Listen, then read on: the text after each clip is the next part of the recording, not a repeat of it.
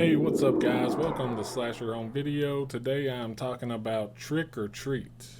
This is the classic 1980s heavy metal horror movie. It's right up there with Rock and Roll Nightmare, Black Roses, and I know that this is a movie I should be covering around October, obviously, by the title, but for me, this is more of an anytime movie. It's honestly too good to only watch once a year, and the atmosphere of the movie isn't too thick with Halloween vibes.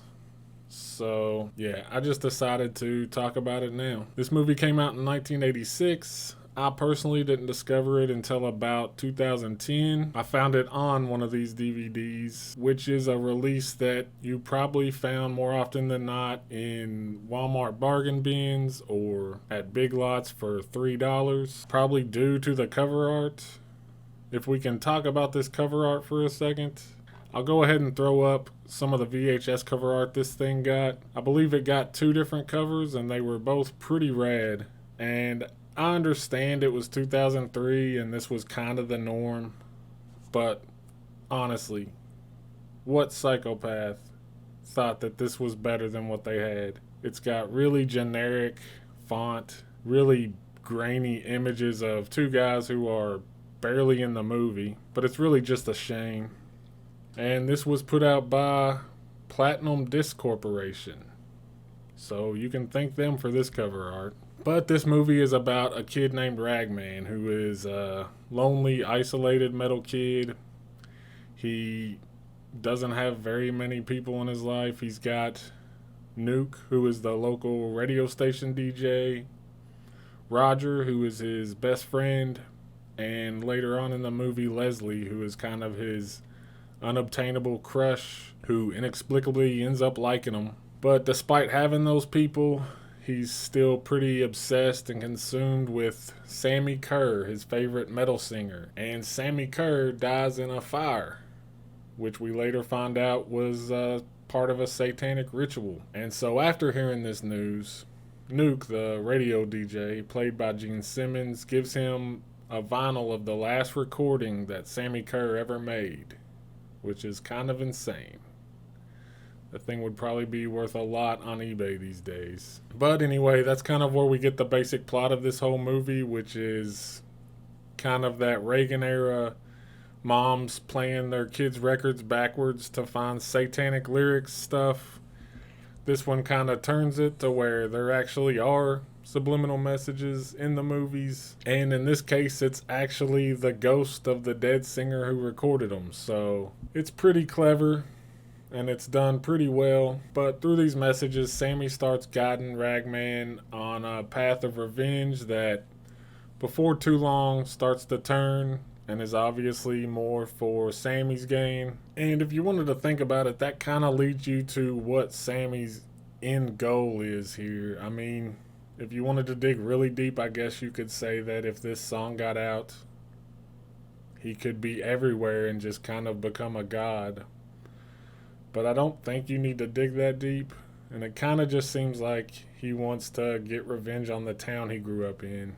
And on that note, even though Ragman is a pretty relatable character for a lot of people, he does kind of suck. As he starts getting this power over the people who bully him, he kind of turns into a douche, and he's treating his friend and the girl who he's kind of obsessed with like crap. And you're honestly just like, come on, dude. Like, be cool.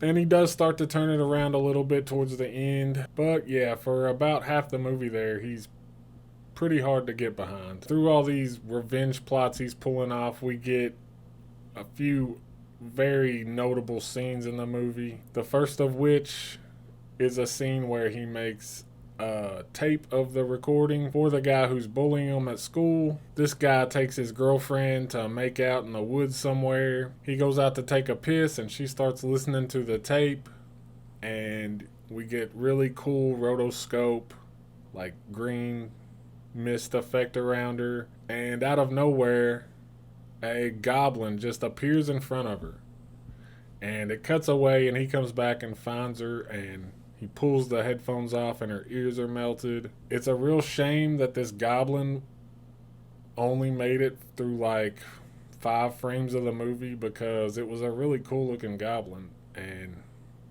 it was very underutilized. Probably the next scene that's most notable in this movie, which is my favorite scene in the movie, is a scene where Roger has gotten the tape and he's listened to it, and Sammy Kerr appears in his house and the TV is playing in the background, and Sammy Kerr reaches in and pulls this little old lady out of the TV, and she is just a little tiny husk of a woman.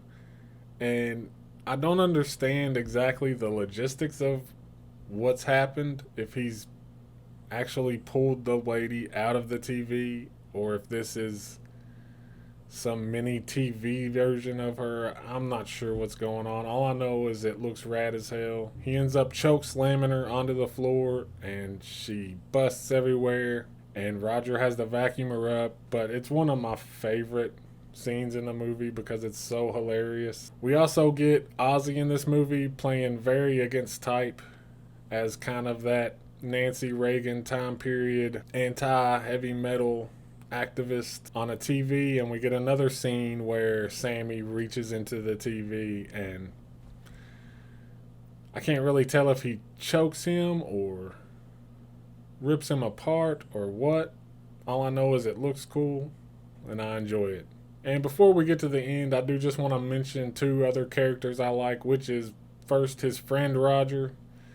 These two are kind of friends by circumstance because it doesn't really seem like they have the same interests. But Roger is kind of more on the nerdy side, and he kind of ribs at Ragman here and there, and a lot of the scenes he in are really entertaining. And also the mom.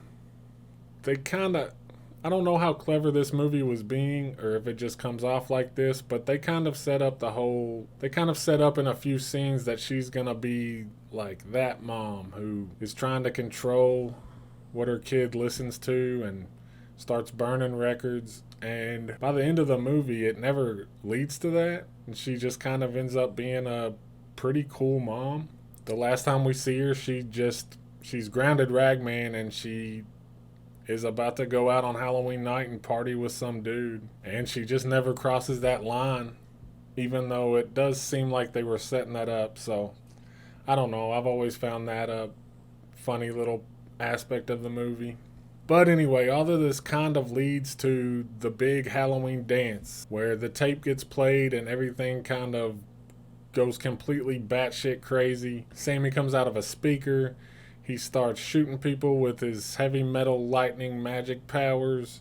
He's flying around, and there's plenty of the cheesy 80s lightning animations that I love in movies, and it's all over the place. He's vaporizing people left and right. He vaporizes a cop at one point in his boots. And yeah, for me, this is one of the best of the 80s heavy metal horror movies. Those 2 themes go together so well. I think a lot of people who are really into horror movies also tend to be into heavy metal. I know that's the case for me, and I can really relate to a lot of the things in this movie because I experienced them in my youth. And I think this movie definitely deserves a better release. Almost anything deserves a better release than this. But sadly, I think the biggest hurdle there is probably the music. I know that the soundtrack was put out by Columbia Records. Fastway and Houdini are on this, so it's probably the thing that's holding this movie up, especially in the States. Music rights seem to be the one thing that screw a lot of movies over from getting really good releases or releases at all. But this movie is a staple. It's got great effects. It's got a great villain. He kind of reminds me of the Jester from Brain Scan with the hair. I can actually see a lot of influence in Brain Scan from this movie. He's got a half-burnt face. He looks pretty rad. Towards the end, you actually get a lot of Hello Mary Lou vibes, and it's also just got a lot of the 80s coming-of-age high school movie vibes to it, too. It's got an insane third act, and at the end of the day, I would probably give this a 7 out of 10. Probably higher, personally, just because of the themes that I like so much, and cheesy effects. I mean, this movie's right up my alley. But yeah, I would highly recommend this to anybody who is into those 80s heavy metal horror movies, though you've probably already seen this one if that's the case. But yeah, definitely, if you haven't seen this movie and you like this sort of thing, this is one of the best ones in my opinion, probably the best one. But yeah, that's about it. Thanks for watching. I hope you enjoyed it, and until next time.